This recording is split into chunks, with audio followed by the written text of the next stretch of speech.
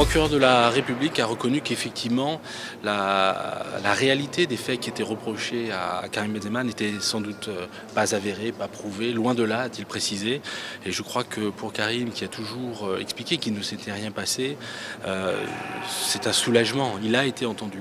Ces paroles de Zaya Dehar contre 4 témoins qui disent qu'il ne s'est pas passé ce qu'elle a raconté, 4 témoins, ça fait beaucoup, et ces paroles de Zaya contre Zaya elle-même, qui à d'autres personnes dit en privé qu'il ne s'est rien passé avec Karim Benzema. Enfin, le procureur nous dit, écoutez, oui, il y a sans doute plus qu'un gros doute sur cela. Il est clair que vivre pendant des années l'angoisse d'une procédure judiciaire avec un renvoi devant le tribunal correctionnel n'est jamais une chose facile, même si vous avez des réquisitions de relax.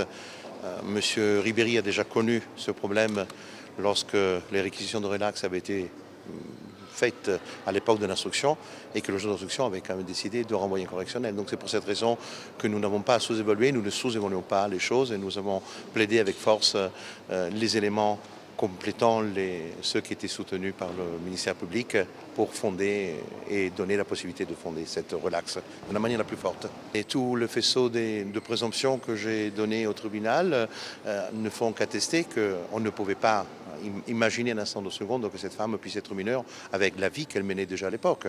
La vie dans le monde de la nuit, dans les boîtes parisiennes, lors des voyages à l'étranger, des voyages hors Union européenne. Ce sont des éléments qui ne peuvent pas caractériser le comportement d'une jeune fille mineure qui puisse, je dirais, créer un doute même dans l'esprit d'une personne normale. D'autant plus que quand on connaît le nombre de relations qu'elle peut avoir, jamais personne ne s'est ouvert sur cette question auprès de quiconque.